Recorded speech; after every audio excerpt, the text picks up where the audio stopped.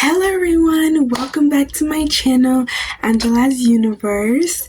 I know it has been a couple months since I last posted a video for y'all, but now we are in summertime, which means that I have more time to make content for you guys, and I definitely will be getting on that starting with this video.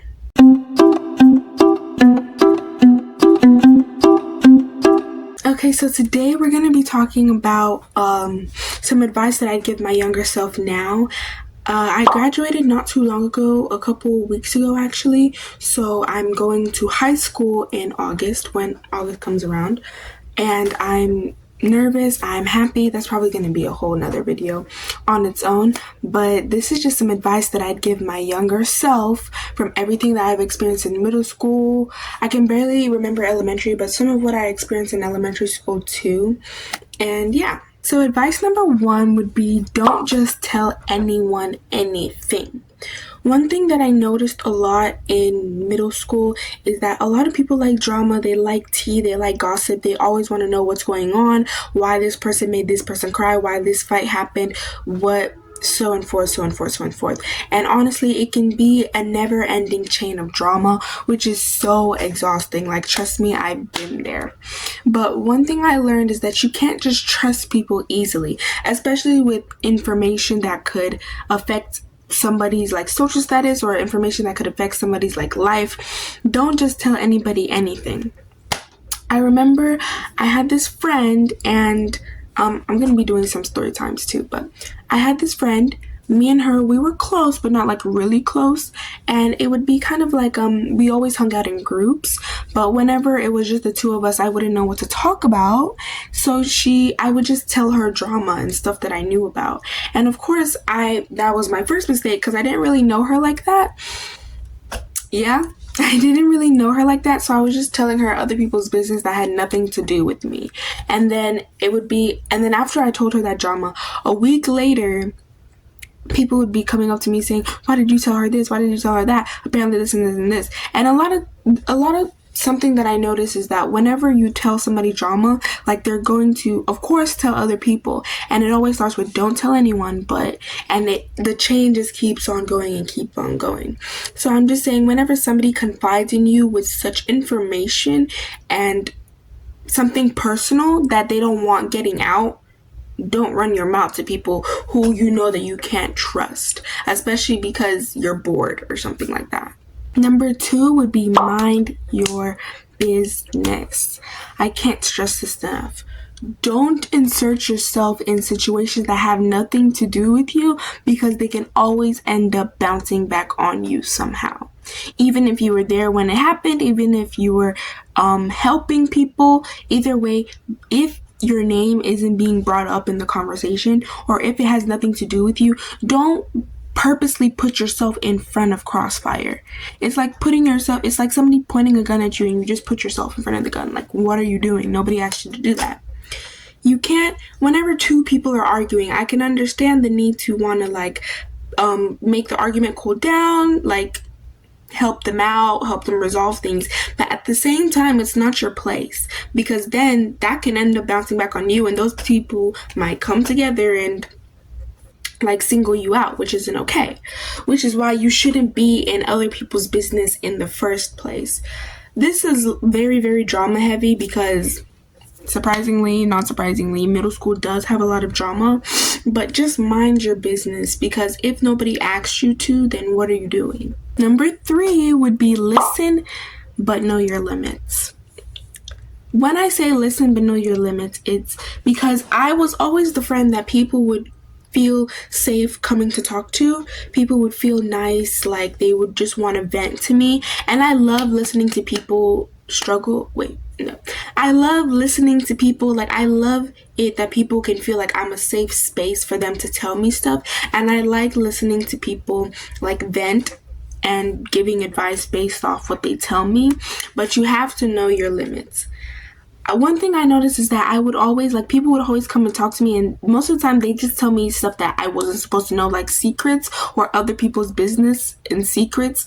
and they'd be like, don't tell anybody but blah, blah, blah, blah. And then it'd be like a 1-hour conversation about drama and tea that's affecting the person, and now I know about it too.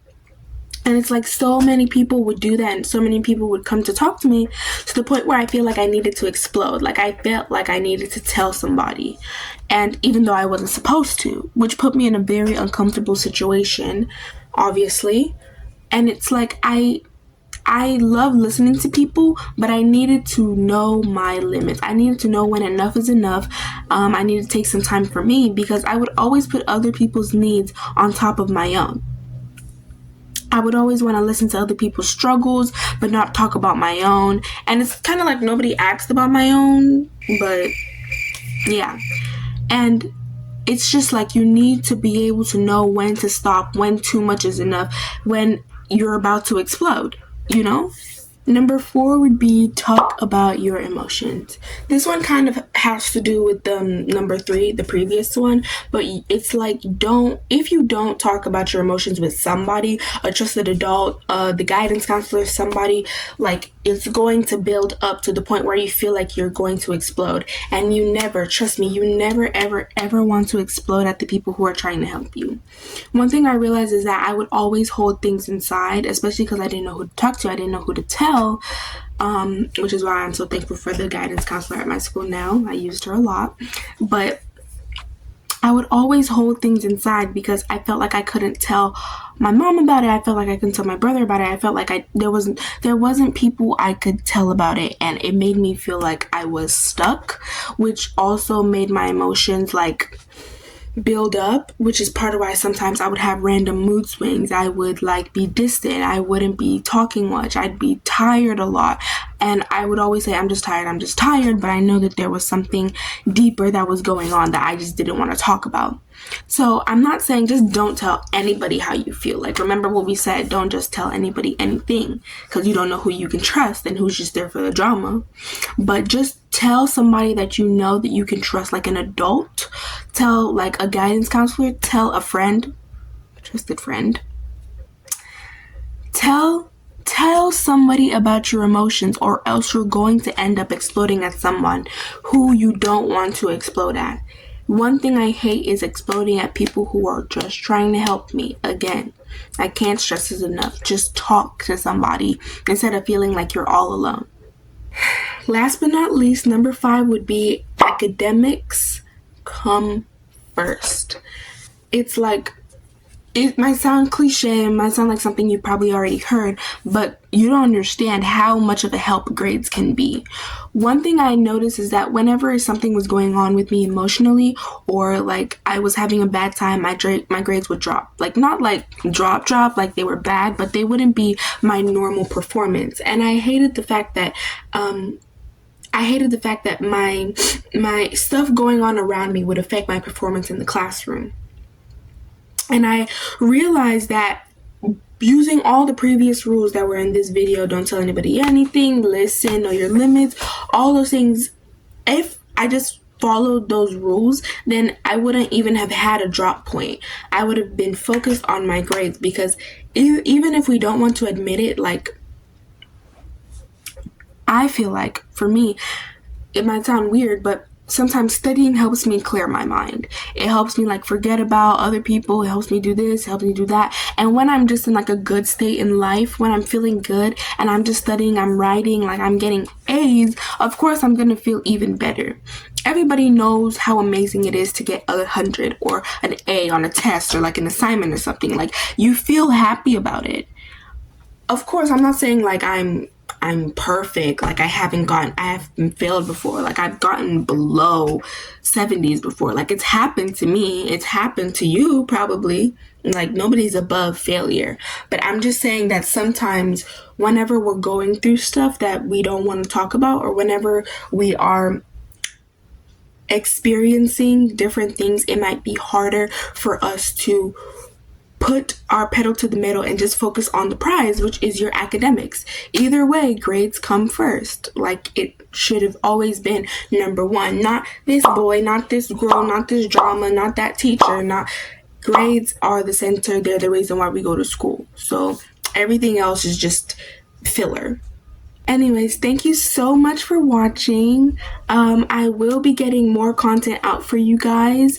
I really hope you enjoyed this video, and if you did, don't forget to like, subscribe, and yeah, love you.